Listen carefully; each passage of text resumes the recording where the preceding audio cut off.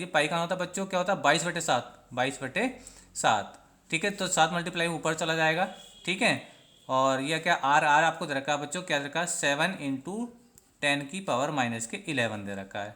समझ में आप लोगों को मेरी बात? ठीक है, तो पाई का मान जो रखा मैंने 22/7 रखा है। देखिए अभी जो मैंने पीछे सवाल करा था ना पाई का मान, उसमें कितना रखा था पिछले सवाल में, वो रखा था 180। क्यों रखा था? क्योंकि बच्चों हम वहाँ पे एंगल फाइंड कर रहे थे। समझ में आ रहा आप लोगों को मेरी बात? तो एंगल के लिए पाई का मान कितना रखते हैं बच्चों, हम 180 रखते हैं, लेकिन जब कोई सी न्यूमेरिकल में वैल्यू फिट करते हैं तो पाई का मान कितना होता है बच्चों 22/7 होता है। ठीक है, चलिए अब इसको सॉल्व कर देते हैं। देखिए क्या सॉल्व करें, देखो 1 दशमलव बच्चों यहाँ आ रहा है और 1 दशमलव यहाँ आ रहा है, तो दोनों दशमलव को आप यहाँ से हटा दीजिए और यहाँ पे 2 पावर बढ़ा दीजिए। समझ में आ गया आप लोगों को मेरी बात? चलिए अब इसको आगे सॉल्व करते हैं। देखो देखो 7 से 7 कट हो गया। ठीक है, अच्छा बच्चों क्या करेंगे, अब हम इससे इसको काट दीजिए, तो 22 क्या हो जाएगा बच्चों 22 क्या हो जाएगा, ये 66 हो जाएगा। समझ में आ रहा है आप लोगों को मेरी बात? ठीक है, और इसके अंदर कुछ कैलकुलेट हो रहा है कि हाँ ये कैलकुलेट हो जाएगा। देखो ये है ना 2 × 8 = 16 हो जाएगा। ठीक है, चलिए आगे देखिए, अब इसको आगे सॉल्व कर रहे हैं तो बच्चों ये 8 कितना हो जाएगा बच्चों 24 हो जाएगा। 8 कितना हो जाएगा बच्चों, ये 24 हो जाएगा। अब पावर देख लीजिए बच्चों, पावर कैसे देखेंगे, देखो ये 19 पावर है, ये प्लस की 4 पावर है, 19 की है, ये जो 19 है माइनस का 19 है, ये प्लस का 4 है, तो 19 से जब 4 घटाएंगे तो बच्चों कितना बचेगा 10⁻⁻के, ये 15 बचेगा। अच्छा अब देखिए बच्चों यहाँ पे क्या है, देखो ये माइनस की पावर कितनी है 11 है, ये कितनी है 2 प्लस की है, तो माइनस की 11 में से 2 घटाएंगे तो 9 बचेगा, ऊपर जाकर प्लस का 9 हो जाएगा बच्चों, प्लस का 9 हो जाएगा। आई होप कि यहाँ तक आपको समझ में आ रहा होगा। ठीक है, अच्छा देखिए आगे जब बच्चे इसको हम सॉल्व करेंगे तो ये हो जाएगा, देखिए 24 × 10⁻⁻15 में से जब 9 घटाएंगे तो 6 बचेगा। कितना बचेगा बच्चों 6 6 बचेगा। ठीक है, समझ में आ रहा आप लोगों को मेरी बात। चलिए तो एक लाइन और चाहे बढ़ा लीजिए, तो यहाँ 2.4 इंटू 10⁻⁻5 लिख सकते हैं। ठीक है, तो ये आपका बच्चों फाइनली आंसर आ गया, आई का मान आ गया। क्या आ गया बच्चों, ये आई का मान आ गया। तो बहुत बच्चों ये आसान सवाल था और आई होप को ये अच्छे समझ में आपको आ भी गया होगा। ठीक, तो ये एक सवाल था बच्चों आप लोगों का। ठीक है, तो चलिए बच्चों हम इसका जो आपका जो लास्ट क्वेश्चन है, जो तीसरा क्वेश्चन है बच्चों, वो अब इसको हम सॉल्व करते हैं। देखो याद रखना बच्चों, ये वेरी वेरी मोस्ट इंपोर्टेंट सवाल है, मैं आपको पहले से ही बता रहा था। ठीक है, तो चलिए देखिए हम बच्चों हम नेक्स्ट क्वेश्चन को सॉल्व कर रहे हैं। ठीक है, आप इसका पूरा सोल्यूशन देख लीजिए। तो चलिए देखिए अगला क्वेश्चन बच्चों आपकी स्क्रीन पर इस प्रकार है। क्या है देखिए क्वेश्चन, इसको समझते हैं। लैंग्वेज देख लीजिए, क्या रखा है, एक कुंडली का क्षेत्रफल 100 सेंटीमीटर स्क्वायर है। एक कुंडली का क्षेत्रफल बच्चों क्या है, 100 सेंटीमीटर स्क्वायर है, तथा इसमें 400 फेरे हैं। और आगे रखा बच्चों 0.1 सेकंड में 0.2 टेस्ला का चुंबकीय क्षेत्र घटकर शून्य हो जाता है। ज्ञात कीजिए कुंडली में प्रेरित विद्युत वाहक बल और कुंडली में यदि कुंडली का प्रतिरोध 4 ओम हो तो प्रेरित धारा का मान भी ज्ञात कीजिए। यानी 3 कुछ कंडीशन इसके अंदर दे रखी है, और इसके अंदर 2 चीज़ हमसे पूछी है। एक तो प्रेरित विद्युत वाहक बल पूछा है, ठीक है, और इसमें क्या होती है, प्रेरित धारा हमसे पूछी है। चलिए लगाते हैं सोल्यूशन, आसान सवाल है, इंपॉर्टेंट सवाल है।